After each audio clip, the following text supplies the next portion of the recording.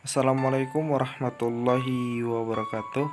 Sebelumnya perkenalkan, nama saya Eka Fernandes dengan NIM 2011290061. Saya dari Prodi Tadris Bahasa Indonesia dengan mata kuliah Morfologi. Saya seorang mahasiswa UIN Fatmawati Soekarno Bengkulu. Baiklah kawan-kawanku sekalian, langsung saja kita masuk ke materi. Yang pertama, pengertian dari afiks. Afiks adalah proses penghubungan afiks pada suatu satuan, baik berupa satuan tunggal maupun kompleks.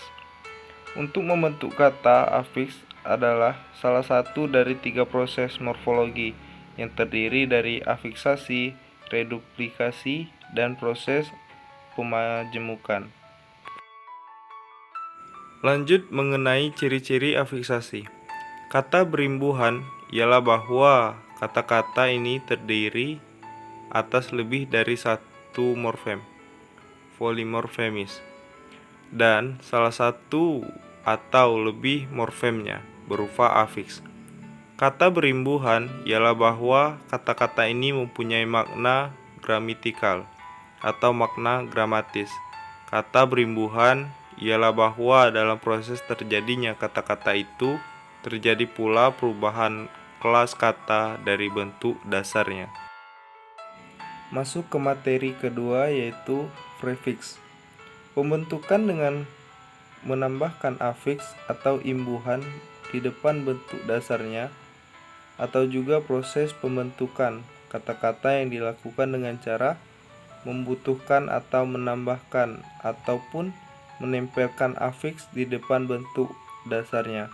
Contoh prefiks atau awalannya yaitu di, ter, ke, se, men, pen, pra, a, per, ber, dan sebagainya.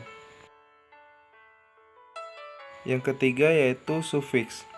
Proses pembentukan kata yang dilakukan dengan cara menambahkan atau menempelkan afiks di akhir bentuk dasarnya.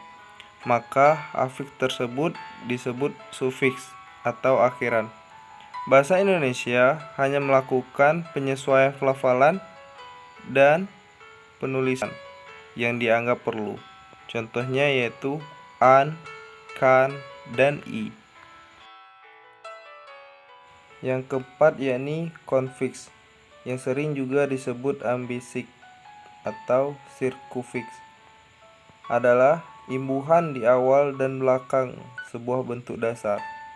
Bahasa kita mengenal 4 jenis konfiks, yakni ke, an, misalnya dalam keadaan, pe, an, misalnya dalam pengiriman, per, an, misalnya dalam pertemanan, dan ber-an, misalnya dalam bertolongan.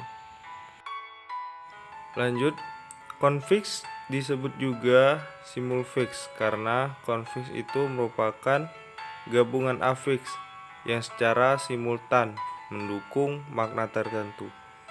Berdasarkan asalnya, afiks dalam bahasa Indonesia dapat dikelompokkan menjadi 2 jenis, yaitu afiks asli, yaitu afiks yang bersumber dari bahasa Indonesia, misalnya men, ber, ter, el, em, er, i, kan, dan lainnya.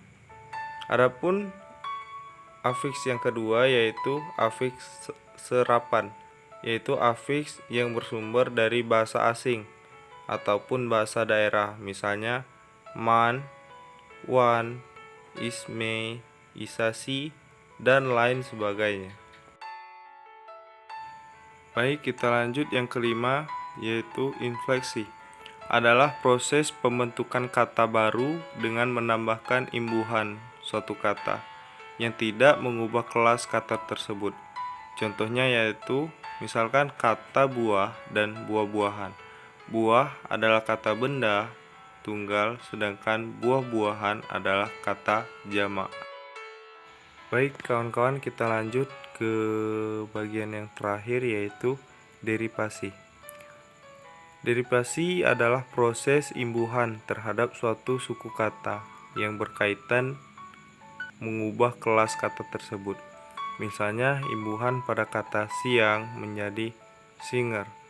Di dalam bahasa Indonesia, kita bisa menjumpai misalnya kata pukul menjadi pemukul dan pemukulan. Baik, kawan-kawan sekalian, mungkin itu saja yang bisa saya sampaikan pada materi kali ini. Lebih dan kurangnya saya mohon maaf, kepada Allah saya mohon ampun. Semoga bermanfaat untuk kita semua dan kawan-kawan yang lainnya. Saya akhiri. Allahumma fi ila aqwamit thoriq. Wassalamualaikum warahmatullahi wabarakatuh.